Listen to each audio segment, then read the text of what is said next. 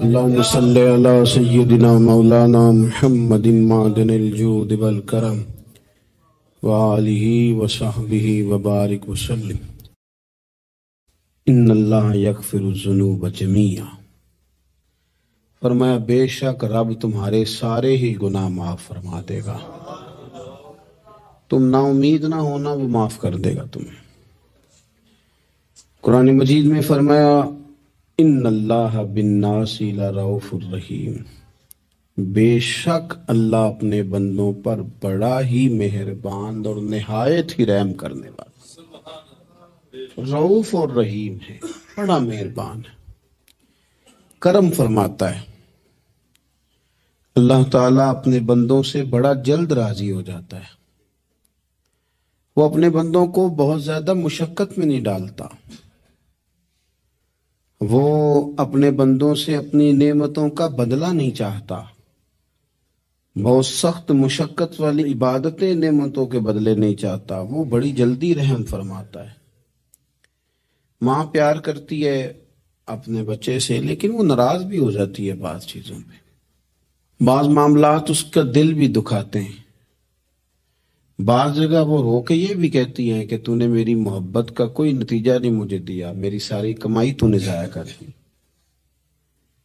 والد بہت ساری جگہوں پہ ناراض ہوتا ہے، شکوہ کرتا ہے، کہتا ہے میری بیماریوں کی، پریشانیوں کی، بڑھاپے کی، کمزوریاں کا سبب بیٹے تو ہی بن گیا، یہ ساری تکلیفیں تو ٹھیک ہو جائیں تو میری شاید عمر بھی بڑھ جائے، صحت بھی ٹھیک ہو جائے، میں زیادہ دیر جوان رہ سکوں۔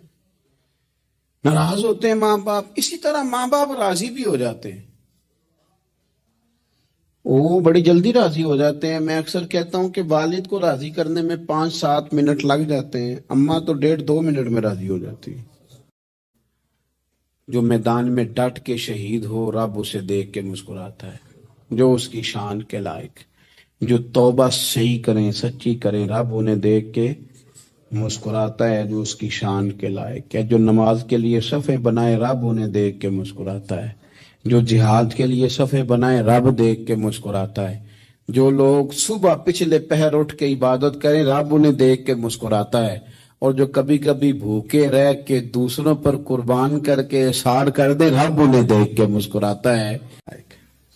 جس ترتیب سے ہم مسکراتے ہیں، جس ترتیب سے ہم روتے ہیں، جس ترتیب سے ہم کسی بات کا اظہار تشکر کرتے ہیں، خدا ان باتوں سے پاک ہے۔ اب بہت ساری حدیثوں میں آیا کہ وہ مسکراتا ہے، تو کیا مطلب ہے مسکرانے کا؟ تو علماء تفسیر نے لکھا ہے مسکرانے کا مطلب یہ ہے کہ وہ بڑا ہی راضی ہوتا ہے اپنے بندے سے، بڑا راضی ہوتا ہے، یہ مطلب ہے۔ ایک تو مسکرانے کا مطلب یہ کہ وہ بڑا راضی ہو گیا، بڑا راضی ہو گیا، وہ مسکرا دیا اپنے بندے پہ۔ اور ایک اس کا معنی خود نبی پاک صلی اللہ تعالی علیہ وسلم نے بیان فرمایا، مسند امام احمد بن حنبل میں حدیث ہے، حضور سید عالم علیہ السلام سے صحابہ نے پوچھا یا رسول اللہ شہید تو بڑے لوگ ہوتے ہیں، شہیدوں میں افضل کون ہے؟ تو اللہ کے حبیب علیہ السلام فرمانے لگے وہ والا بندہ جو ڈٹ گیا تھا کافروں کے مقابلے میں، وہ ہلا نہیں، پوری طرح ڈٹ کے جو لڑا وہ شہداء میں افضل ہے۔ حضور فرماتے ہیں وہ جنت کے بالا خانوں میں سیر کرے گا اور رب اسے دیکھ کے مسکرائے گا، رب اسے دیکھ کے مسکرائے گا، اللہ تعالیٰ مسکراتا ہے اسے دیکھ کے۔ اور اگلے جملے میں حضور نے وضاحت کر دی، فرمایا جب رب دنیا میں کسی پر مسکراتا ہے نا،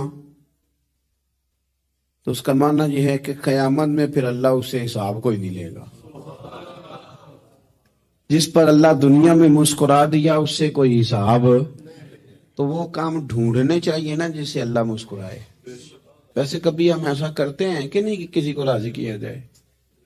یہ کام ہم کرتے ہیں کہ ہماری کمپنی کا جو سربراہ ہے وہ ہم سے راضی رہے، جس ادارے میں ہم پڑھاتے ہیں اس ادارے کا بڑا ہم سے راضی رہے، یہ کرتے ہیں ہم۔ اس کے لیے کچھ نہ کچھ ہیلے بہانے ہم کرتے ہیں، برادری، قبیلہ، علاقہ، بستی، لوگ کسی طریقے سے ہمارے ساتھ مطمئن رہیں، کرتے ہیں نا یہ سارے کام۔ اس میں تھوڑی مشکل بھی ہمیں آتی ہے، لیکن کرتے ہیں، کیا کریں۔ گھر میں بھی کئی دفعہ ایسا ماحول بنانا پڑتا ہے، چلیں ایک اور میٹھی مثال دیتے ہیں، زیادہ سمجھ میں آئے گی۔ چھوٹا بچہ خوش رہے، آپ اس کے لیے محنت نہیں کرتے؟ وہ چھوٹا ہے، اس کو خوش کرنا فرض ہے ابا پہ، لیکن وہ کہتا ہے کہ میں نے موٹر سائیکل لینا ہے، چھوٹا ہے چلا ہی نہیں پائے گا، تو ابا پھر اسے راضی کرتا ہے، کہتا ہے بیٹے چھوٹا سائیکل لے لے، چل میں تجھے اڑانے والا جہاز لے دیتا ہوں۔ مقصود کیا ہے کہ اس کو ناراض نہیں کرنا، یہ روئے نہ، اس کا دل نہ ٹوٹے۔ اور یارو سنو نا میں کیا کہہ رہا ہوں، اگر چھوٹے بچے کے لیے وہ چیزیں ڈھونڈتے ہو، میرے ابا جی نا اپنے نواسے کے لیے کھلونا لے کے آئے تو بچہ بڑا ہی کھیلا بڑا ہی کھیلا بڑا ہی کھیلا، تو ابا جی کہنے لگے لو پیسے پورے ہو گئے، میرے بچے کو پسند بڑا ہے نا، پیسے پورے کر چھڑے نے، دیکھو نا جی کتنا اس کو راضی ہوا ہے۔ تو انسان کیا کرتا ہے کہ کوشش کرتا ہے، چھوٹا بچہ بھی ناراض نہ ہو تو وہ چیزیں وہ ڈھونڈتا ہے کہ اس کو کیا پسند ہے، چاکلیٹ لے جاؤں، فلاں چیز لے جاؤں، آئس کریم لے جاؤں۔ تو ایک بچے کے لیے، گھر کے لیے، سربراہ کے لیے اتنی محنت کرتے ہو، تو وہ کام بھی ہمیں ڈھونڈ کے تلاش کرنے چاہیے نا، جس سے رب راضی ہوتا ہے، اللہ راضی ہوتا ہے۔ بتاؤں وہ کون کون سے کام ہیں؟ نبی کریم صلی اللہ تعالی علیہ وسلم نے ارشاد فرمایا 3 لوگ ہیں جنہیں دیکھ کے رب مسکراتا ہے۔ یا رسول اللہ صلی اللہ علیہ وسلم وہ کون کون سے؟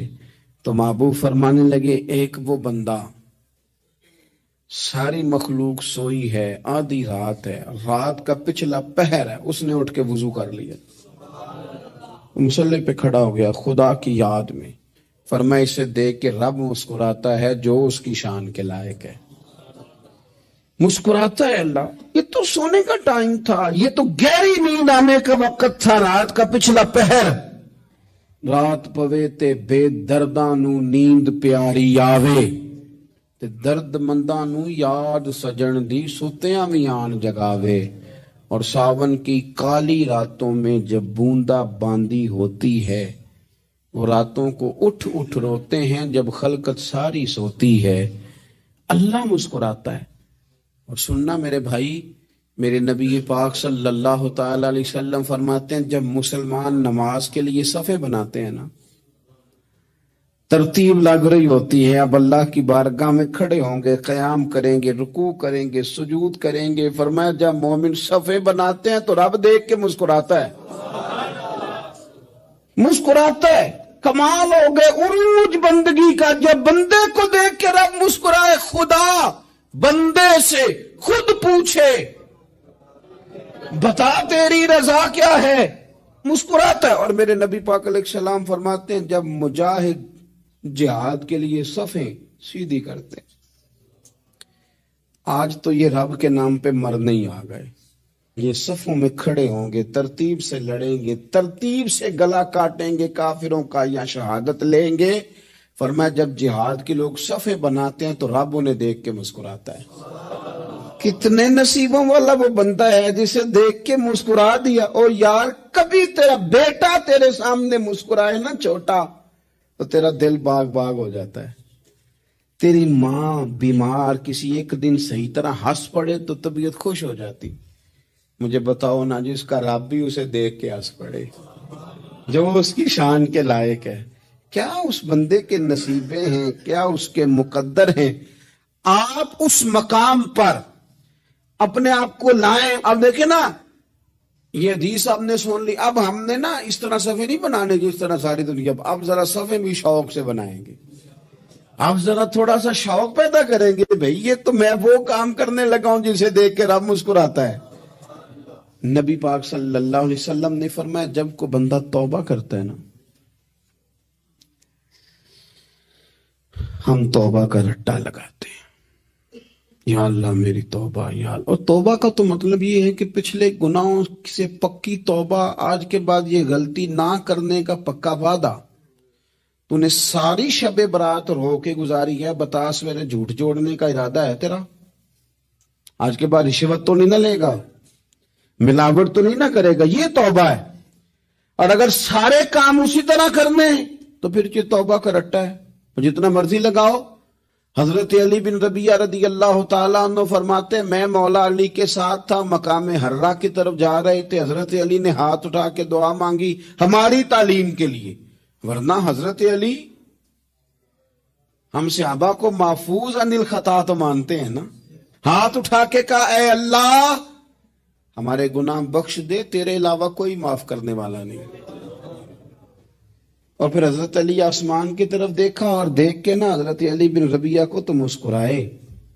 حضرت علی بن ربیعہ کہنے لگے حضور مسکرائے کیوں ہو؟ فرمانے لگے ایک دن میں حضور کے ساتھ اسی طرح آیا تھا، اسی طرح حضور نے دعا فرمائی تھی ہماری تعلیم کے لیے، اور پھر حضور مجھے دیکھ کے مسکرائے تھے اور فرمایا جب کوئی بندہ رب کی بارگاہ میں اس طرح استغفار کرتا ہے تو رب مسکراتا ہے، اور مسکرا کے فرماتا دیکھ لو میرے بندوں کو پتا ہے کہ میرے علاوہ معاف کرنے والا کوئی نہیں.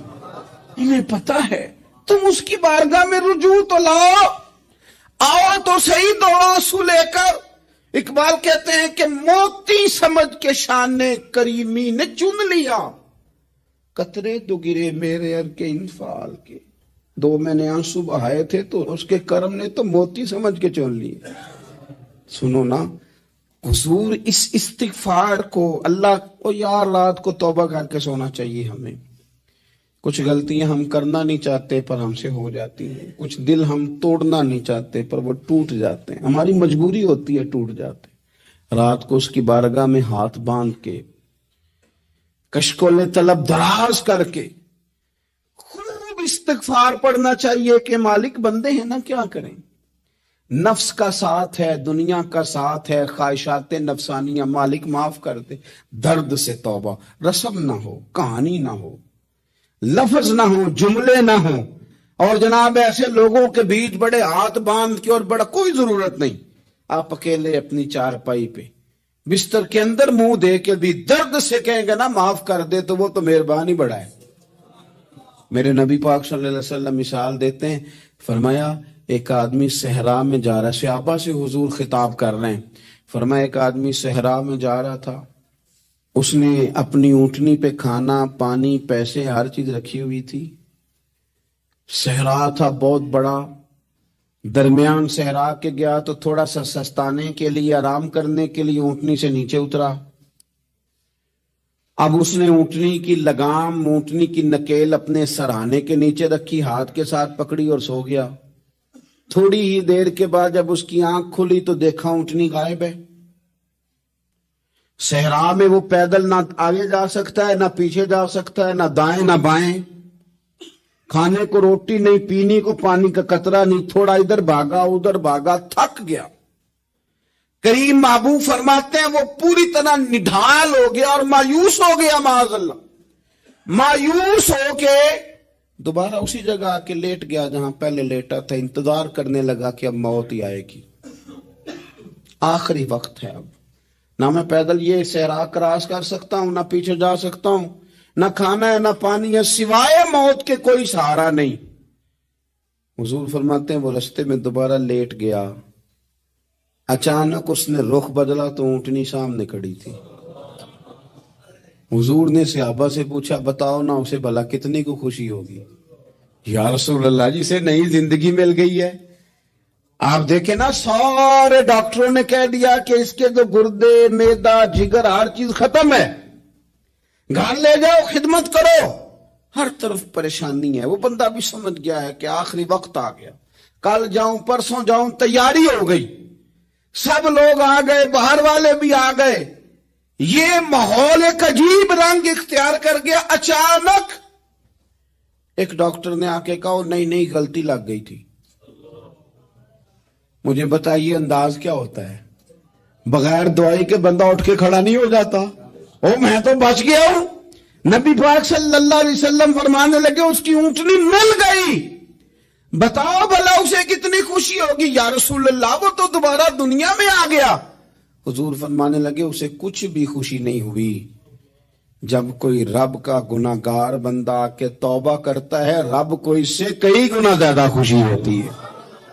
میرا بندہ آ گیا ہے، میرا بندہ آ گیا ہے، میرے گھر آ گیا. اس نے آنسو بہائے ہیں.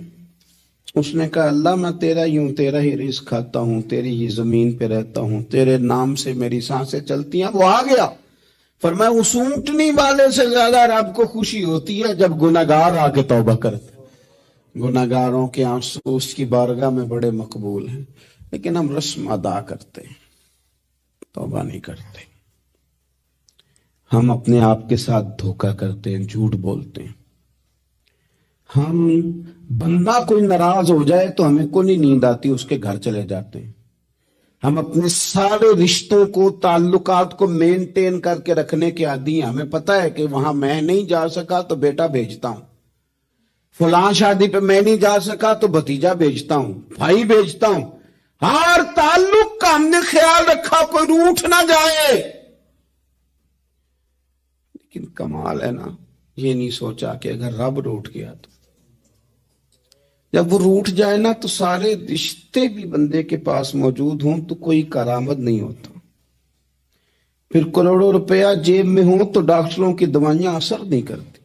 वो रूठ जाए तो फिर इंसान इस तरह से फिसलता है कि बड़े बड़े उसके पास दरवाजे होते हैं पर किसी जगह उसका हाथ नहीं लगता। खुदारा ख्याल करें, दुनिया रूठती है तो रूठ जाए, रब रसूल नाराज न होने पाए, इसका ख्याल करें। हुजूर फरमाते हो मुस्कुराता है, उसे खुशी होती है जब कोई उसका बंदा उसकी तरफ रुजू करता है। मेरे अजीजों, रसूल पाक सल्लल्लाहु ताला अलैहि वसल्लम ने उन लोगों के तज़किरे किए जिन्हें देख के रब मुस्कुराता है। हम ना गुनाहगारों पर भी फतवा देने में जल्दी करते हैं और नेकी पर बिशारत देने में भी जल्दी करते हैं, हालांकि ये हमारी जिम्मेदारी नहीं। पता नहीं अल्लाह ताला किसको कब तौफीक तौबा दे के अपने करीब कर ले, लेकिन बड़ी जल्दी है, बड़ी जल्दी फतवा देने में। और ये फतवा अब सिर्फ मुफ्तियों का नहीं रह गया, ये मेरी तरह के, आपकी तरह के ढेरों लोग हैं जिन्होंने जेब में फतवे डाले हुए। भाई आपने क्यों जिम्मेदारी ले ली है जन्नत में दाखिल करने की और निकालने की? ये तो मेरे रब करीम का करम है, वो जिसको चाहे जब चाहे जितना चाहे अता करे। लेकिन कुछ लोग ना बड़े पक्के हो गए हैं कि शायद जो मैं सोच रहा हूं वही दुरुस्त है। कभी कभी कुछ चीजें अजीब भी होती हैं, लिहाजा खुदा की रहमत पर भरोसा करके बात करनी चाहिए। अपनी मर्जी के फतवे नहीं दागने चाहिए। वो देखो जी फलाना बंदा यूं कर रहा है, आपको पता ही नहीं पूरी बात का, आपको इल्म ही नहीं पूरी बात का। हजरत बहाउल-हक नक्शबंद बुखारी रहमतुल्लाह अलैह फरमाते, मैं हज करने गया तो वहां मैंने एक आदमी को करोड़ों का कारोबार करते देखा, तो मेरे दिल में ख्याल है यहां भी अल्लाह अल्लाह करनी चाहिए थी, दुनियादारी कर रहा है। लेकिन फरमाते हैं हज से फारिग हुए तो मैंने देखा वही बंदा सारा कुछ रब की बारगाह में खैरात कर रहा है और सैकड़ों गरीब हाजी हैं जिनको पूरे पूरे खर्चे दे रहा है। तो मैंने वही अपनी सोच से तौबा की कि मैं कहां था। बड़ी जल्दी खड़े ना हो जाएं। हजरत हसन बसरी रहमतुल्लाह ताला अलैह इरशाद फरमाते हैं कि मैं दरिया के किनारे गया तो वहां मैंने एक शख्स को देखा, वो अपनी एक खातून की गोद में सर रख के बैठा और करीब एक बोतल भी पड़ी है। मेरे दिल में माज अल्लाह ख्याल आया कि देखो किस अंदाज में एक औरत के साथ ये है और पास बोतल भी पड़ी है, जाने शराब है। कहते मैं सोच ही रहा था कि अचानक की कश्ती आ रही थी दरिया में, वो हिजको लेखा है, कश्ती में 4-5 लोग थे, वो दरिया में डूबने लगे। वो आदमी तेजी से उठा, दरिया में छलांग लगाई, पहले एक को निकाला, फिर दूसरा निकाला, फिर तीसरा निकाला, एक बंदा रह गया। कहने लगा हुजूर मुझे तो आपने गुनाहगार समझा है, मैं तो बड़े गलत अंदाज में यहां बैठा हूं, आपने जो सोचा, चलें ये चौथा बंदा आप निकालना है, करे ना ये काम, करे ना ये काम। बड़े भोले भाले, बड़े अल्लाह वाले, रियाज आपको बस हम ही जानते हैं, इतनी जल्दी फतवा। हजरत हसन बसरी फरमाते हैं मैं पशेमान हुआ, मैंने कहा मुझे तैरना नहीं आता, तू देर न कर, चौथा डूब ना जाए। करते उसने छलांग लगाई, चौथा भी निकाल लाया और कहने लगा हजरत आपने जल्दी की सोचने में, ये बीबी मेरी माँ है और ये सिरके की बोतल है। हम माँ बेटे का ये मशगला है कि ये वो जगह है जहां आके लोग मुसाफिर उतरते हैं और यहां से किसी का घर 100 मील है, किसी का 200 मील है। हम सुबह सिरका, खजूरें, रोटियां लेके यहाँ आते हैं, मुसाफिरों की नौकरी करते हैं, कोई परेशान हो तो मदद करते हैं। حضرت خواجہ حسن بصری فرماتے ہیں میں نے معافی مانگی، ان سے بھی مانگی، رب سے بھی مانگی. انہوں نے مانگ لی نا بزرگ تھے، پر ہم کو نہیں تیار مانگنے کو. ہم ہر وقت